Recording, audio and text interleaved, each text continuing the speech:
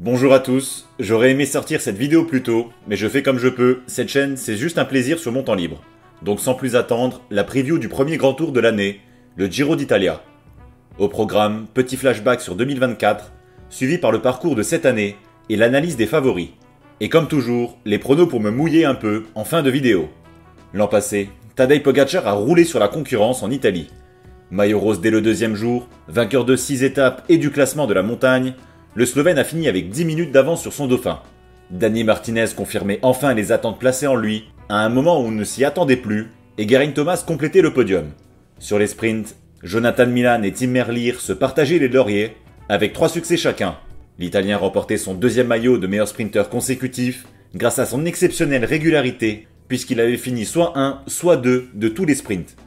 Avec 5 succès, 3 hommes se partagent le record de victoire sur le Giro.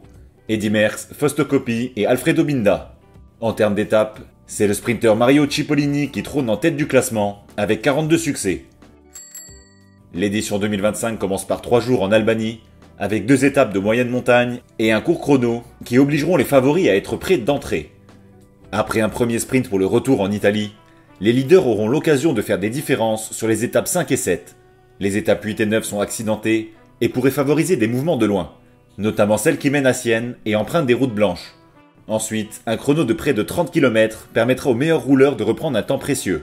Les étapes 11 à 15 ne feront aucune différence au général et reviendront aux sprinteurs ou aux baroudeurs. Au lendemain du dernier jour de repos, l'étape 16 sera une des étapes les plus dures du Giro, avec 3 cols de première catégorie et une arrivée au sommet. Les échappés auront de bonnes chances de succès les 2 jours suivants, avec 2 étapes décisives pour le général.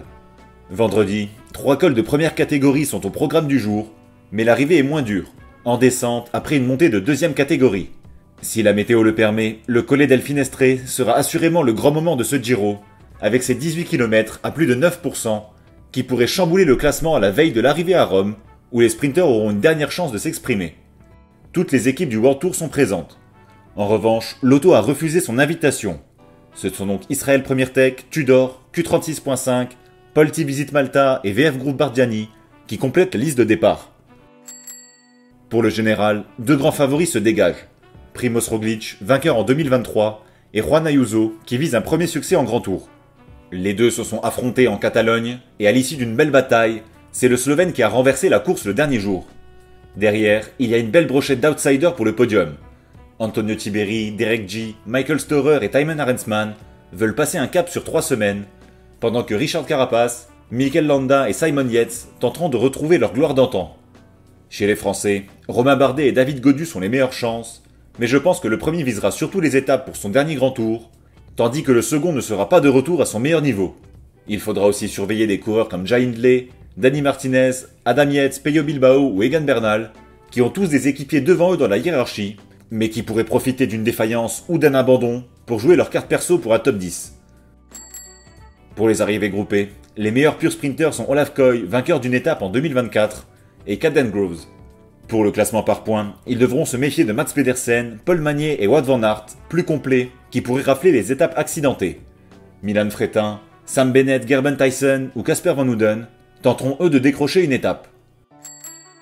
Pour mes pronos, j'espère que Roglic remportera un 2e trophée au Senza Fine, qui est pour moi le plus beau trophée tout sport confondu. Je vois Ayuso finir sur la 2e marche du podium avec le maillot de meilleur jeune. Et je mise sur l'explosion de Michael Storer pour compléter le podium. L'Australien m'a fait une énorme impression sur le Tour des Alpes, et s'il est à ce niveau sur 3 semaines, il pourrait bien créer la surprise. Pour le classement par points, je pense que Pedersen va profiter de son profil tout-terrain pour gagner ce maillot distinctif. Et pour la montagne, je mets une pièce sur Davide Piganzoli. Son équipe est composée de baroudeurs pour l'épauler, et il a les qualités pour aller chercher une étape, tout en étant régulièrement en échappée. En hot take, je pense que Van Aert finira le Giro sans remporter la moindre étape. Il sera certainement souvent dans le top 5, mais je ne le vois pas lever les bras, car il me semble moins fort que Pedersen, voire Magnier, dans des profils similaires. Profitez bien de ce Giro, j'espère qu'on aura le droit à un beau spectacle, avec des surprises, excepté pour la victoire finale, puisque je suis un gros fan de Roglic. À lundi pour le top de la semaine.